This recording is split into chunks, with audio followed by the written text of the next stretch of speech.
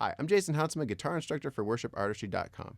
In this YouTube video, we're going to go over the full lead guitar lesson for the song Resurrecting by Elevation Worship. Now, normally I give you just pieces because the lessons are pretty long in terms of how we split them up. You know, they're all chaptered and they have practice loops and music videos and everything else on the website. But really, there's only a couple key parts that we have to play for this song. And so rather than, just giving you a little piece, I'm just going to give you the whole lesson here on YouTube. However, if you want the tabs, charts, everything that you need to play this song, you can click that W in that lower left-hand corner and go to worshipartistry.com and really get a taste of what this thing is. But if you just want to stay on YouTube, let's go ahead and dive in. For my tone on this song, I'm using my bridge pickup. A little bit of overdrive on that amp, but it's relatively clean. But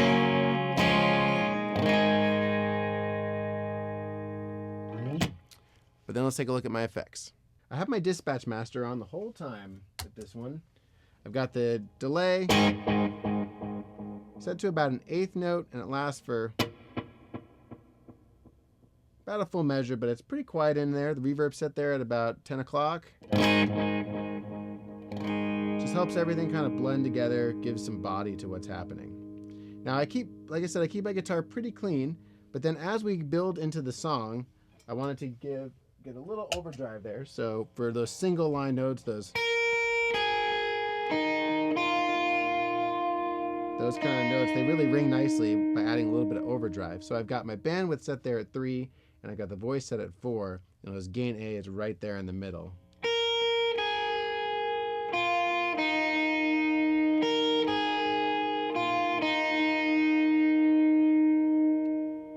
Rings together nicely. And then for the big kind of lead portion, I did kick on gain B. It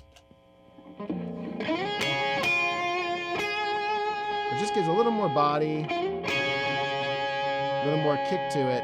So I'm doing kind of those messy lead lines. I can bring that in, but then I drop that right away. All right, dial it in, and let's get on with the lesson. Intro is very simple. We're just following a couple notes from that melody that the piano is playing. And all it is it starts up here on the 5th fret in relationship to the capo. Remember, I know not everybody likes it, but we're doing it in relationship to the capo. So it looks like 6, but is actually 5. And we're starting on beat 4. So it goes 1, 2, 3, 4, 1, 2, 3, 4, 1, 2, 3, 4, 1, 2, 3, 4, 1, 2, 3, 4. And that's it.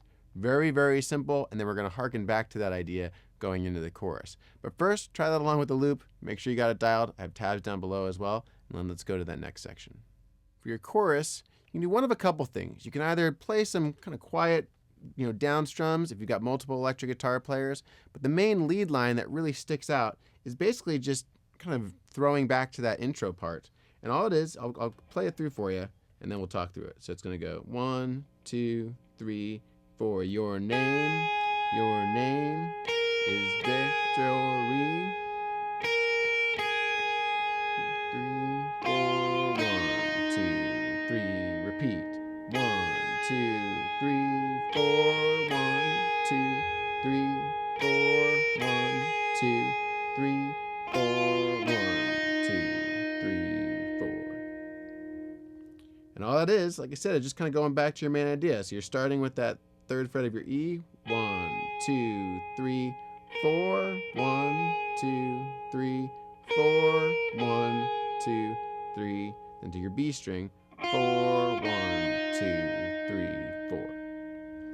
Now let's say you want to do that line, but it's feeling a little weak. You're just a single guitar player. Maybe you have an acoustic player, or even if you have another guitarist kind of just hitting those big chords. That still might feel a little bit naked. So one of the things that you can do to make it feel a little bit bigger is you could always tremolo pick that, so you get more of a.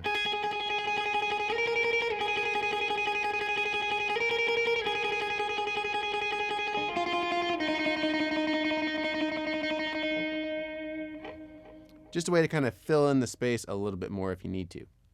Have a loop of that down below. Go ahead and give that a shot, and then let's look at that next section. Now we get to this instrumental part, and we bring the same idea back into the bridge later in the song. But it's built off the same idea, and then there's all these little variations for it. So I'm gonna show it to you first, and then we'll talk through it.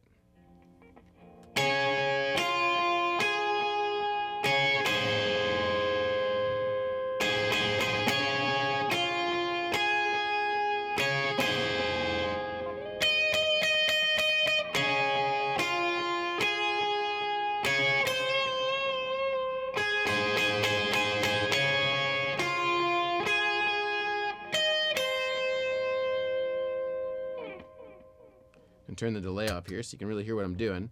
But really, I'm just kind of doing that same riff over and over. We're just going, starting with our pinky, barring the E and B on what looks like is 9. It's actually 8 on the tabs because of the capo, but it's 1 and 2 and 3 and 4 and 1.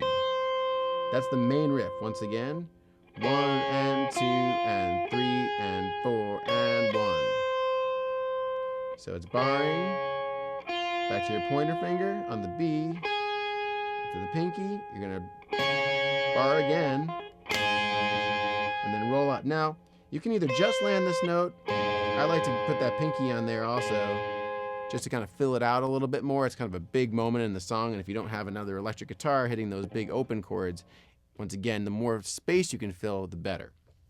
So that's the main idea. That's the very first one. Then we do the same thing again, but this time we go 1 and 2 and 3 and 4 and 1 and 2 and 3.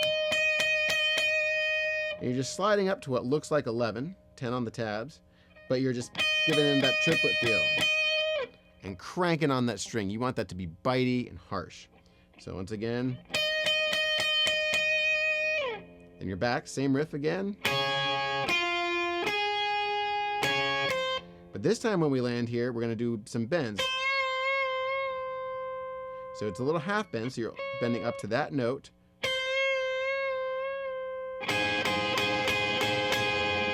And then more of that triplet feel there, so once again. And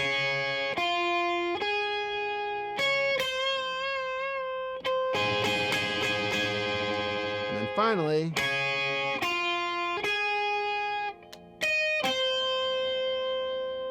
you have to hit the note when you want to though, so once again. So you're just jumping up to that note instead of this one to change it up. Now, as I said, that song, that's like a portion, and you can get creative with that. As long as you keep that main idea, you can add all those little extra fillers, but you can also vary them and kind of put your own spin on it. Later on in the song, we do the same riffs again over the bridge.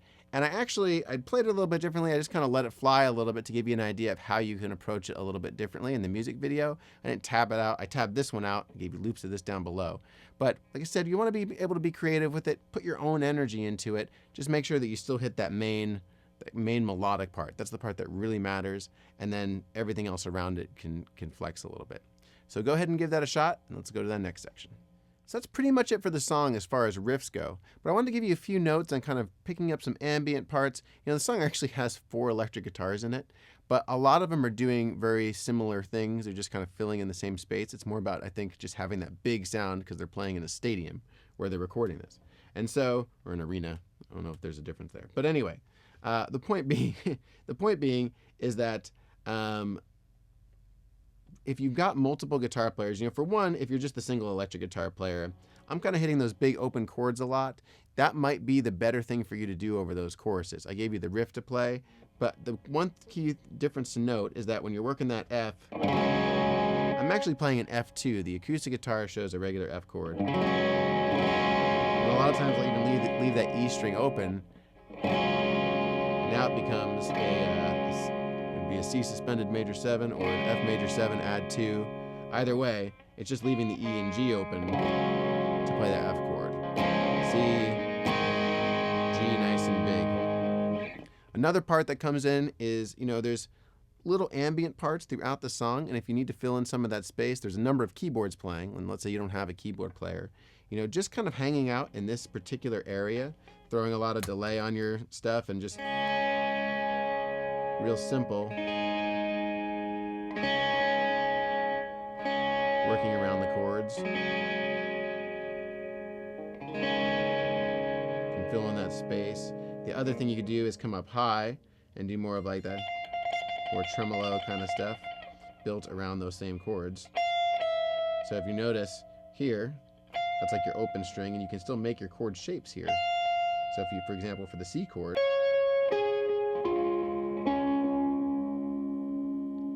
or you could leave that G open.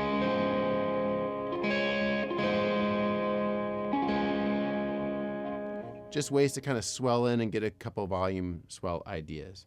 But that's pretty much it for the song. It's like, as I said in the intro, it's a really remarkably simple song for electric guitar when it all comes down to it. Enjoy.